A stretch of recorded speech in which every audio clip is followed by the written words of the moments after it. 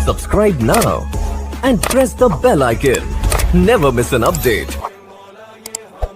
اعوذ باللہ من الشیطان الرجیم بسم اللہ الرحمن الرحیم۔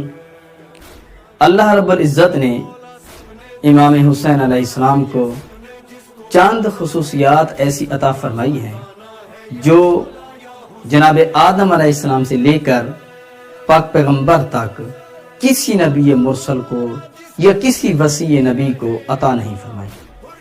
ان میں سے پہلی خصوصیت جو اللہ رب العزت نے امام حسین علیہ السلام کو عطا فرمائی، وہ پہلی خصوصیت یہ ہے کہ کسی بھی نبی یا کسی وسیع کی ولادت باسعادت پر اللہ رب العزت نے جنت کو دوبارہ سجانے کا حکم نہیں دیا۔ واحد ولادت باسعادت امام حسین علیہ السلام تھی کہ اللہ نے جنت کے ملائکہ سے کہا جنت کو سجایا جائے۔ دوسری خصوصیت یہ کہ کسی بھی نبی مرسل کی ولادت باسعادت پر اللہ رب العزت نے جہنم کو خاموش نہیں کیا جو صدیوں سے روشن تھی۔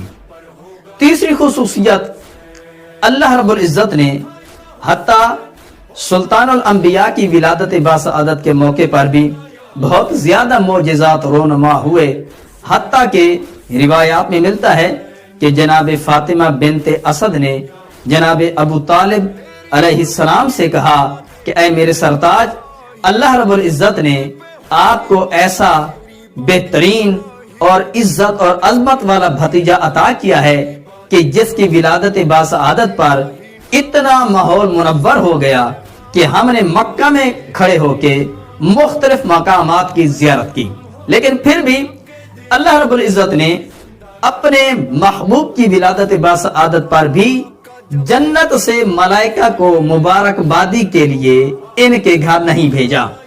واحد امام حسین علیہ السلام کی ولادت باسعادت تھی کہ اللہ رب العزت نے ملائکہ کا ایک وفد جس کی تعداد کم از کم تاریخ میں ملتی ہے، روایات میں ملتا ہے، جن کی تعداد 10 لاکھ ملائکہ تھے، اور وہ اکیلے نہیں تھے بلکہ جبرائیل ان کی قیادت کر رہے تھے، نورانی گھوڑوں پہ سوار تھے جن کی لگامیں سونے کی بنی ہوئی تھیں۔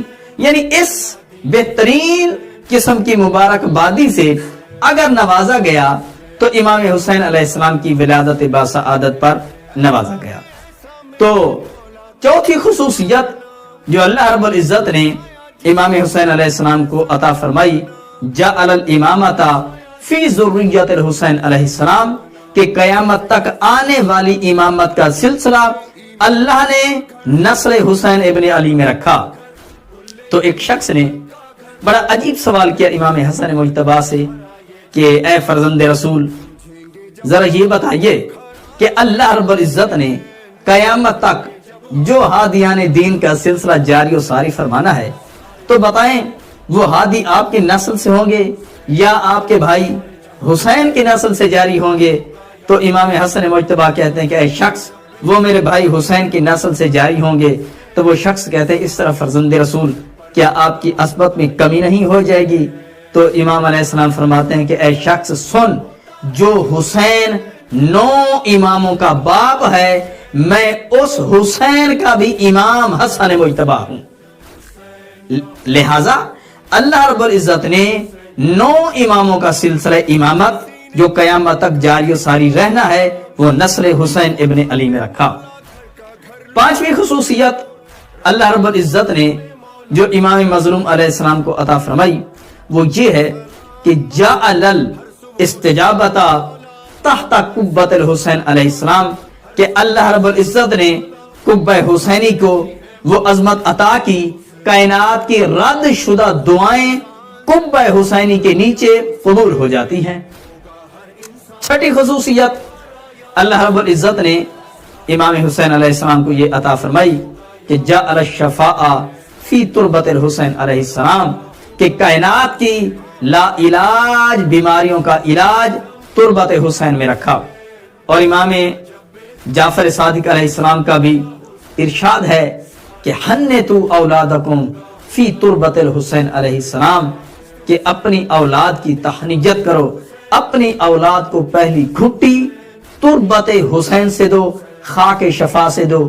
سوال کیا گیا فرزند رسول اس کا فائدہ کیا ہوگا؟ تو امام فرماتے ہیں کہ اس سے بڑا فائدہ کیا ہو کہ جس دن اس دنیا میں آپ کا بچہ آئے گا اور آپ خاک شفا سے اسے گھٹی لگائیں گے اور وہ خاک شفا خون بن کر اس کی رگوں میں گردش کرے گی، تو پہلے دن ہی سے آپ کے بچے کو پتہ چل جائے گا کہ میں حسینی ہوں، یزیدی نہیں۔ وما علینا الا البلاغ المبین۔